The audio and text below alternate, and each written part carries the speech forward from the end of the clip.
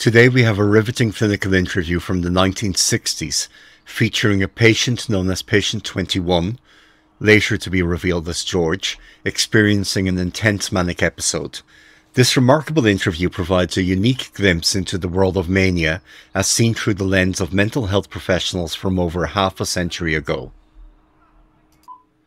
Now, before we dive into this footage, we've got to give you a heads up. This video contains some sensitive content. Our patient's manic state means he's highly energetic, difficult to interrupt, and at times he uses derogatory language and expresses negative stereotypes about others, including comments related to sex and sexuality. Now, imagine you're on a roller coaster. You're at the top, feeling on top of the world, unstoppable and full of energy. That's like mania in someone with bipolar affective disorder. Then, imagine you're at a lower peak on the same roller coaster, still feeling amazing but not quite as intense. That's hypomania. The main difference between mania and hypomania is the intensity and duration of the elevated or irritable mood. Mania is characterized by an abnormally and persistently elevated or irritable mood that lasts for at least 1 week or requires hospitalization. It's important to note that mania can significantly impact a person's daily life, but in some cases it doesn't cause severe impairment or necessitate hospitalization. This type of mania is classified in the ICD system and is catchily referred to as bipolar affective disorder, current episode manic without psychotic symptoms. Psychiatrists sure know how to name them.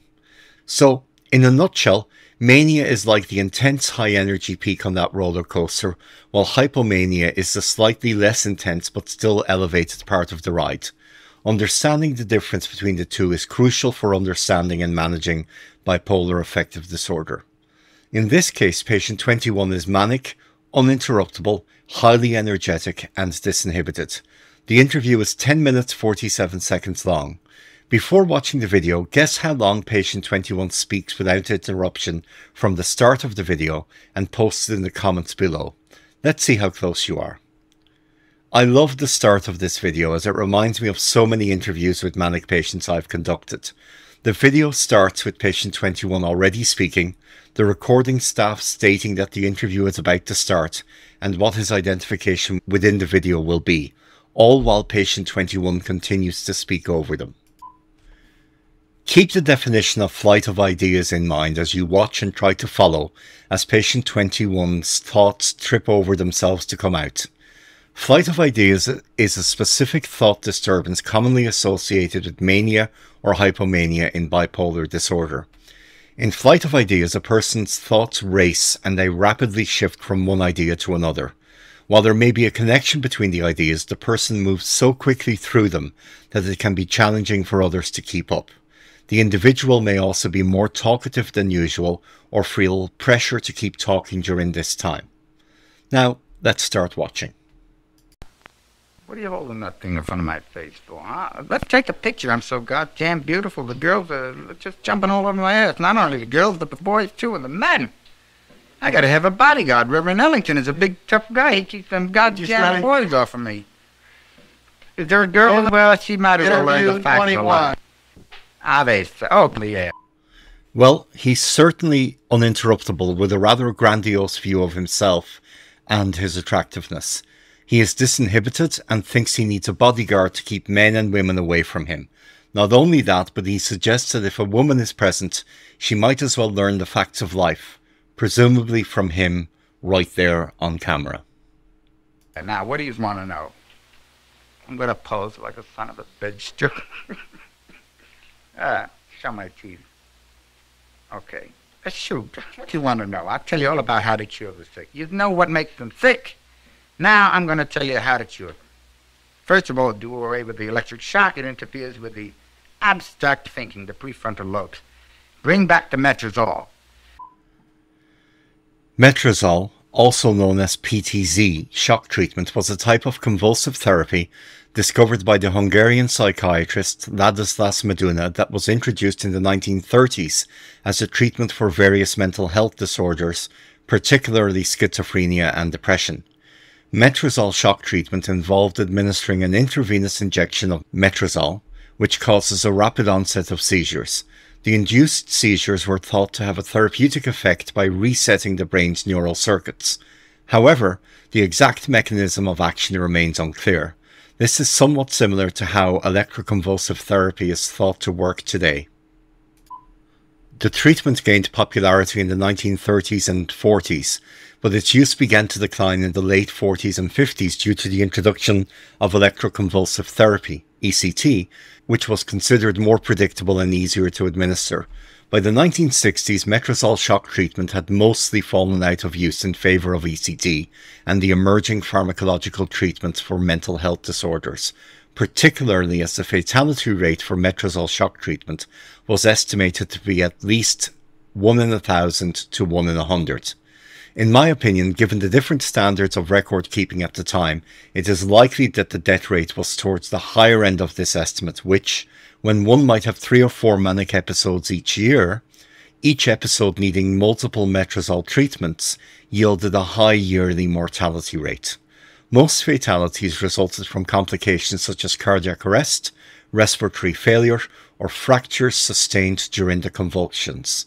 So, patient 21 advocating to replace ECT with metrazole is both A, very poor advice, and B, indicative that he had contact with the psychiatric services for some time, as this video was made in 1961 and metrazole went out of favour in the late 1940s in most places. But fatten them up with meat, the muscle, not the fat, the muscle. Plenty of meat and liver, mostly liver, meat, fish, eggs, all the dairy products. But don't mix the milk with the meat. Go back to the Jewish dietary laws. Rabbis.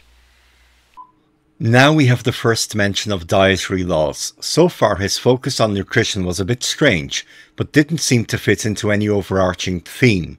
But with the mention of Jewish dietary laws, I now wonder whether he is of Jewish descent, is very religious normally, or becomes fixated on religious issues when psychiatrically unwell. Let's see what else he says to help us clarify which it is.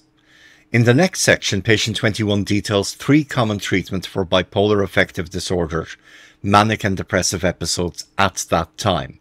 Firstly, metrazole shock treatment. Secondly, electroconvulsive therapy. And thirdly, insulin shock treatment. I've already explained metrazole shock treatment, so won't explain that again, but I think a very short explanation of ECT and insulin shock therapy would be useful for those unfamiliar with them. Electroconvulsive therapy is a procedure used to treat severe mental health conditions, including mania in bipolar disorder. During ECT, a small controlled amount of electrical current is passed through the brain, causing a brief seizure. The probes to pass this electricity can either be on one side of the head, unilateral ECT, or on both sides, bilateral ECT. Bilateral ECT appears to be associated with more symptoms in both the short and long term. This is thought to help reset the brain's activity and improve symptoms.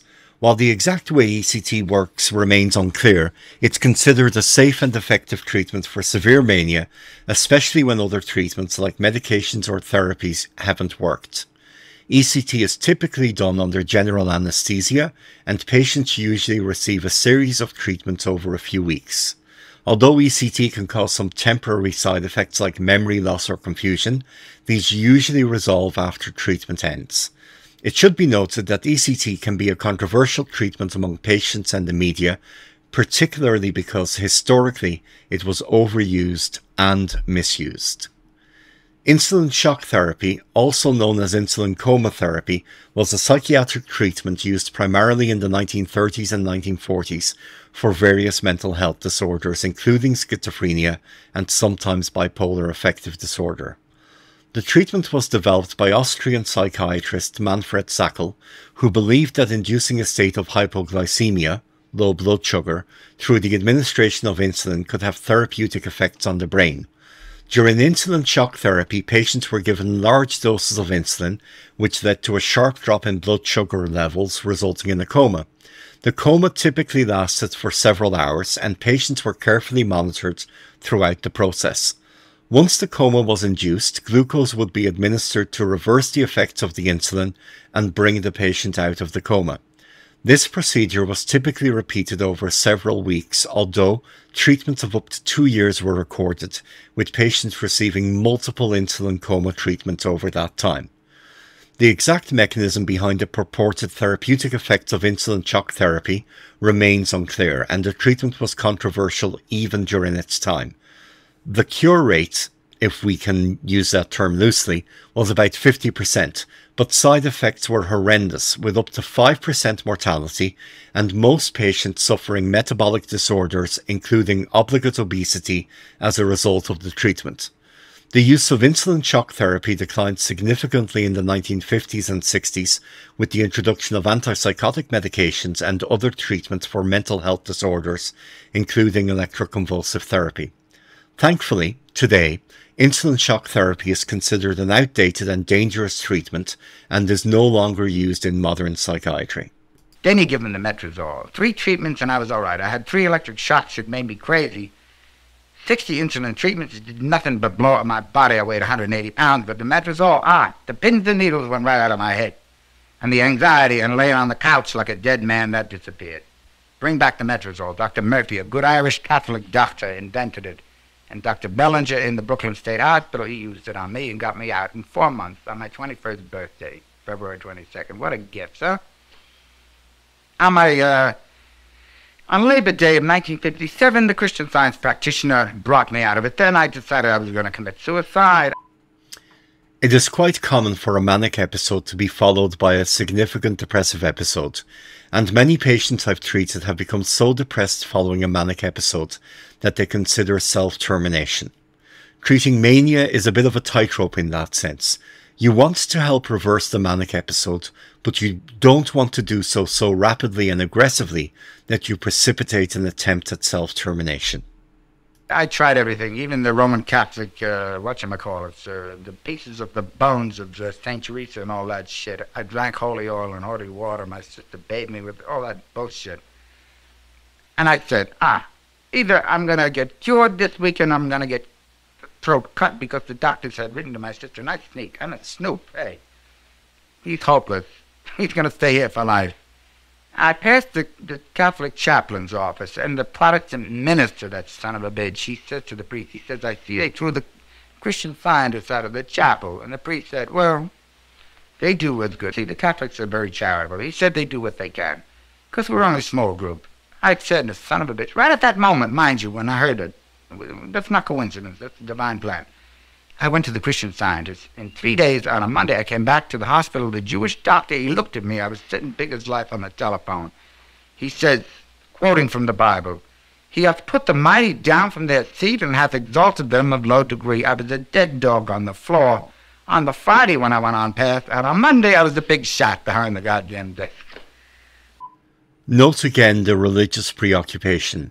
It sounds to me as though patient 21 had a relapse of his manic episode while on weekend leave. He left hospital feeling low on Friday and came back in on Monday as the big shot behind the desk. See, I was all right for a couple of years, but I worked too goddamn hard. Then the son of a bitch Hendy, he forces me to take electric shock up there. I call him a bag of bones, a bag of rag bag, a refugee from the rag bag, a Protestant son of a bitch again. He gave me the electric shock. He destroyed my memory and my thinking process. A dirty bastard. He's gonna pay with crushed hands. Note where he says that he was forced to have treatment against his will. This is one way of determining how severe a historical episode we may not have any notes was. If someone was admitted, it was likely more severe than if they didn't require admission, and if they were admitted against their will, it was likely more severe again. And now we get to the irritable and disagreeable side of mania. So far it has been quite a pleasant conversation, with patient 21's words tumbling out as he talks about how amazing he feels and what treatments he and others should have. But now he turns to someone he has taken a dislike to and threatens to have criminals crush their hands. You put this right on the goddamn film, because my brother Mike's in the syndicate, and Vinny is his helper too. I want this all to go right on the goddamn soundtrack. Either that or he's going to go down on his goddamn knees, and he's going to get the electric shock. An eye for an eye and a tooth for a tooth. That son of a bitch is going to get electric shock. He's crazy. He's got the Jehovah complex. This time it was the medicine and the Christian Science too. the Nardil and the Stelazine, and this new one, the Mellaril, and the sodium amytal for the people that can't sleep at night. Why don't you use the sodium amytal? It isn't that habit-forming, is it? Hey, come on, you're supposed to be telling me. Mellaril and Stelazine are antipsychotic medications that belong to a class of drugs called phenothiazines. They were primarily used in the past for treating schizophrenia, but were sometimes prescribed for managing symptoms of bipolar affective disorder as well, particularly during manic episodes, and particularly if there was an element of psychosis concurrent with the mania. Mellaril and Stelazine work by blocking the action of dopamine, a neurotransmitter in the brain that is believed to be involved in the regulation of mood, behavior, and thought processes.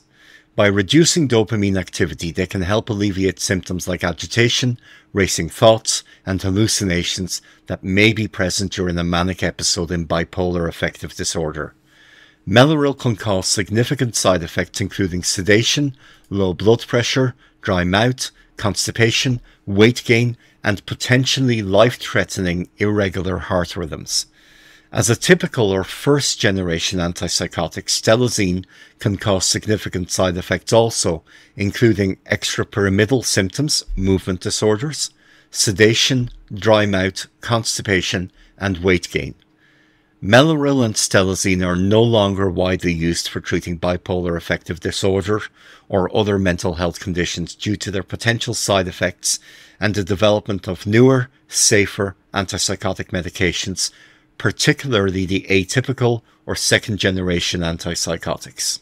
This is all I get. Mellaril to keep me from going into euphoria. See, that's what happened the last time. I went so high, Jesus, there was nobody holding me down. I went not past the goddamn moon or the rock. I was wake up on them goddamn, those, those, come on, help me. What I don't know. And 4 minutes and 13 seconds in, we get the first words from the interviewer in response to a direct question from patient 21. If patient 21 hadn't asked the question, I'm quite confident the interviewer could have remained silent for the entire interview and patient 21 would have motored along himself quite happily. You don't know. You didn't study astronomy. What the hell's the matter with you? The outer space. Way back, 10 million light years away. See, but I had to have my feet on the ground. I had my feet on the ground. My head was 1,000,000 miles away, you see. Now the head is back down on the earth. The feet have always been on the ground. The head was in the mud, too. When I was not catatonic, I had no memory. I had amnesia, almost 98%. Now they're happy medium. Now I'm this way, like you want. Like the smoothing of the water when they throw the oil on the water, this way. And when somebody says something rotten to me or they hit me, I don't get hurt and depressed and slink into a chair. I get so goddamn mad I beat the shit out of them like my mother did with the baseball bat. So, 2 things to note here. Firstly, that he says that when he gets annoyed he is violent towards others. And secondly, that he jumps from talking about what he does to others when they annoy him to his mother hitting his sisters if they returned late from dates. This is flight of ideas.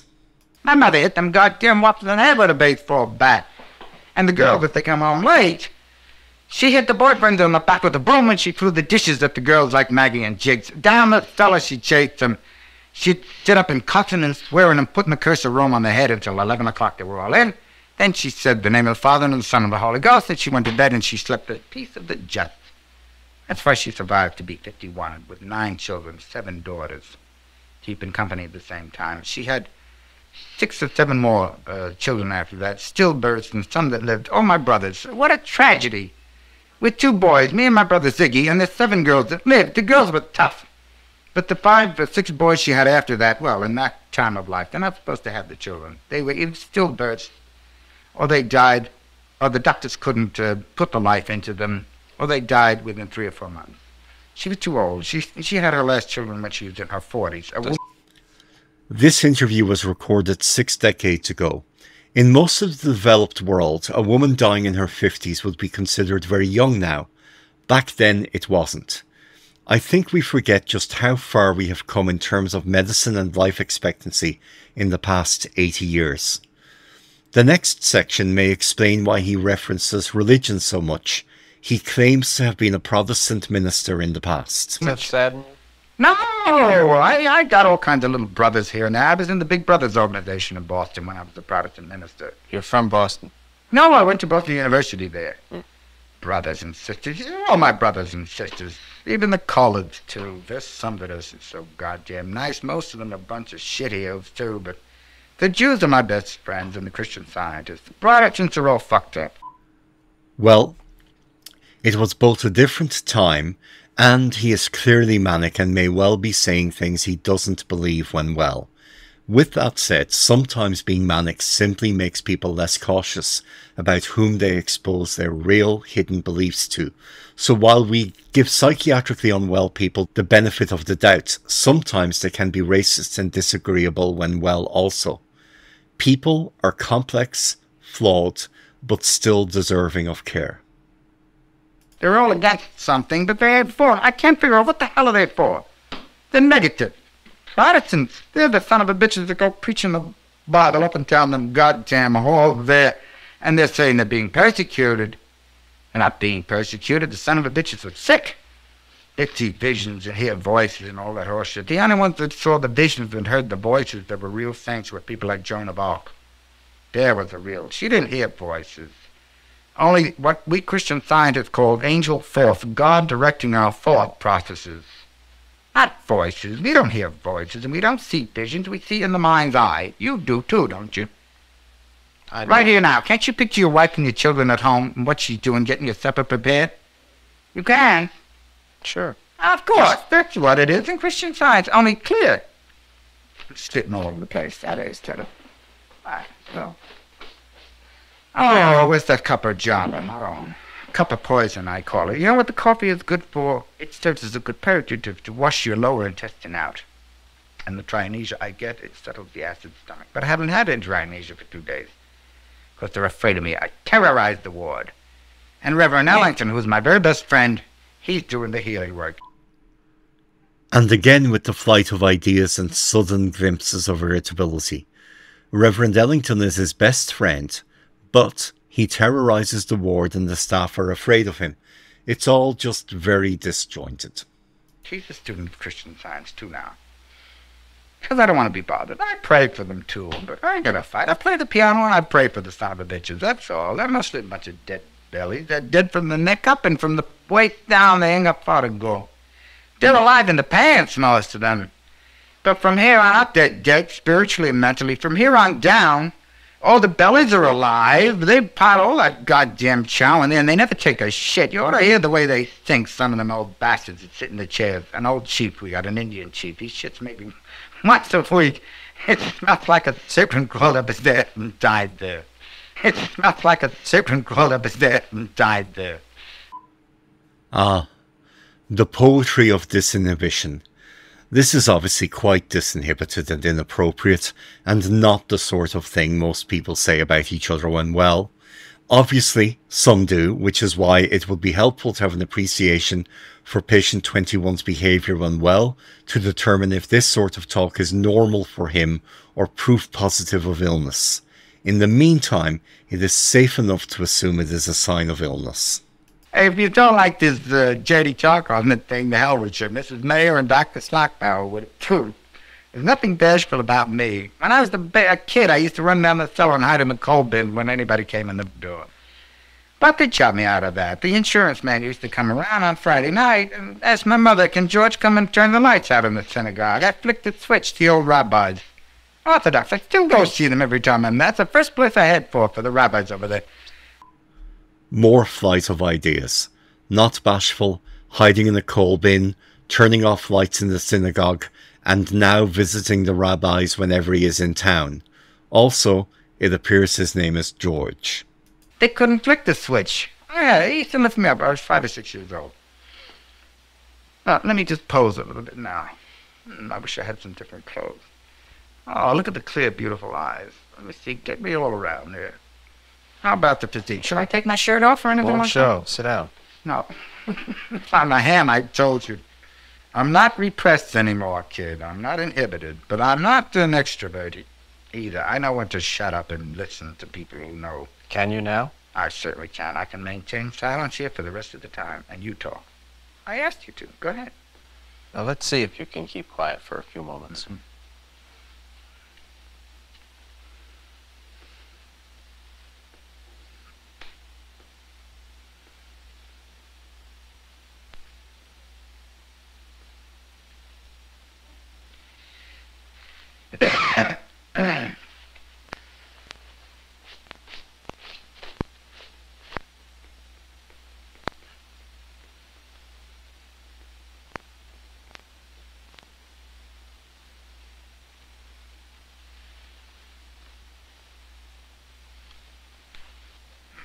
You've done very well. The silence lasted just over 36 seconds, which is actually really quite a long time for a manic patient. So George actually did do very well in maintaining his silence and control for that long. In the worst cases, they won't even be able to last 5 seconds. I have complete control. I don't have the control. God has the control. The mind of Christ, or near Christ. Now you do the talking. I refuse to talk now. You insulted me. You insult my intelligence and my sensibility. We're very excited, we Italians. Very dramatic. I could cuss you out 1 minute and the next minute I'm all off here. And again, note the changeability of tone and topic. He is saying he's insulted, he's laughing and looking in good humour as he talks about how dramatic he is, and then he launches into another tirade without any warning. I think people, I call them dirty black niggas. You know why? Because they're too goddamn easy on patients. I could tell you the nurse, that Dudley, that son of a bitch. I told Miss Sherman, she's a sweet little colored girl, she's like a little mouse. Stay the hell away from Dudley. Listen, while I was there, he was locked up in the security room all day long. Today he was out all morning. Ellington's been working with him, and the Protestant chaplain came in. In other words, all the fates are coming in.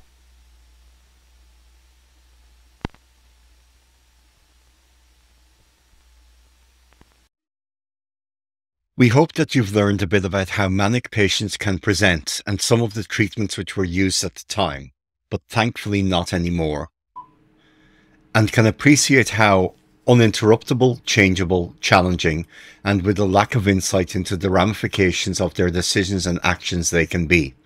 Also note just how little the psychiatrist said and how capable of continuing a one-sided conversation George was. We hope you enjoyed this analysis of this 1960s educational video of an interview with a manic patient and found it informative.